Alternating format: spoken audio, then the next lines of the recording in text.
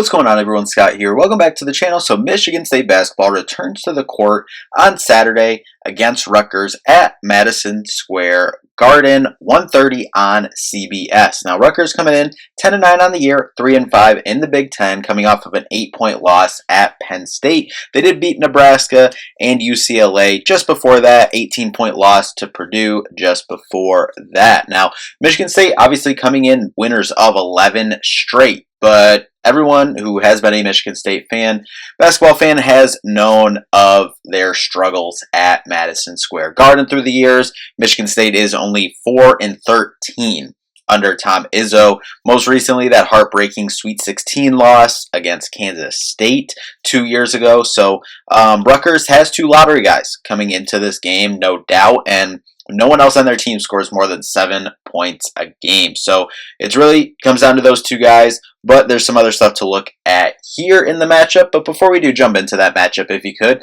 just hit that like and subscribe button down there. More Michigan State basketball content on the channel, so make sure to subscribe so you don't miss a video. All right, so as we said, Rutgers, two lottery guys, no doubt.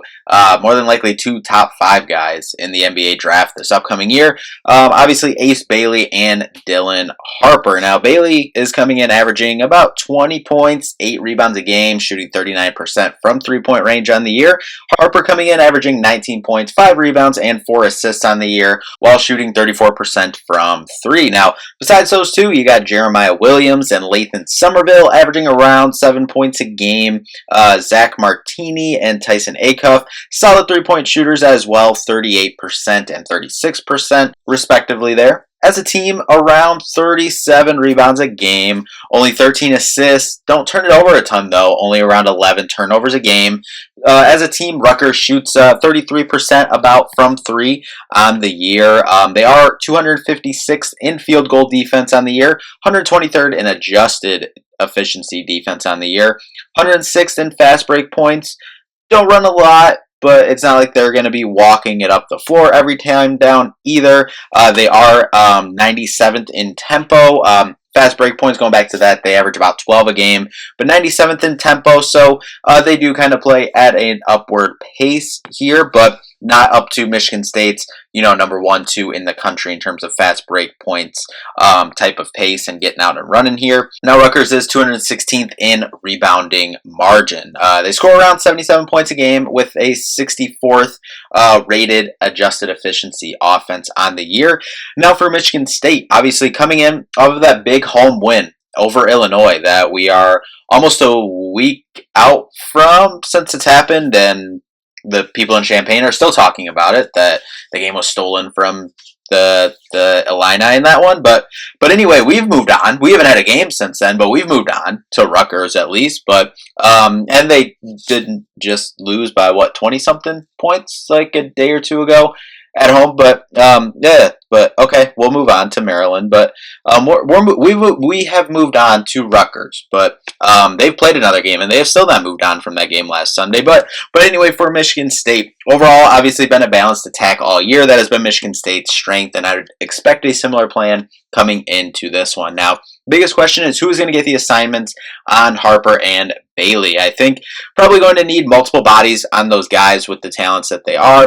Different looks, but if you can slow one down, ideally, that would be an advantageous opportunity. Whichever one you pick, try to slow down, or maybe you feel it out the first couple minutes of the game. You see something in film, scout that you like. Try to do that, slow one of them down at least. Make one of them just go absolutely ballistic and beat you. I think is probably the best way to attack those two there. Tallest guys for Rutgers, they have a couple 6'10" guys, so would like to see them take advantage of that there. Besides the classic, talk about it every episode, but the mantra of the program: get out, defend, rebound, run. But besides that, also getting into the paint as well, being efficient in the half-court offense has been fairly efficient, in my opinion, throughout this year so far. But overall, would just like to see that continue. Would love to see. We've seen a couple games. Xavier Booker hasn't been scoring a lot, hitting a lot of his shots over the last handful of games. But I thought he's had some nice moments the last couple of games. Would like to see those all kind of put together and have a really, really nice performance that we've seen at times throughout the later parts of November and early mid parts of December. Would like to see one of those. Jeremy Fears continuing his ascension, one of the best point guards in the Big Ten, one of the best point guards in the country that he is growing into just every single game, getting better and better.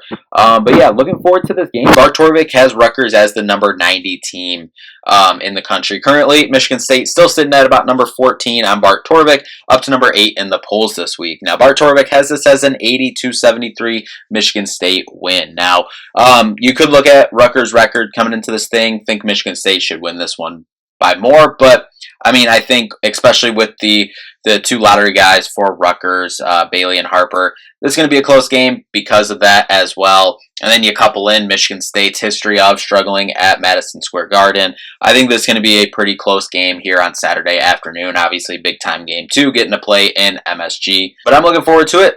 We'll obviously be back with a recap after this one. So anyway, that'll do it for this one. Thank you all so much for watching. We'll see you in the next one. Peace out.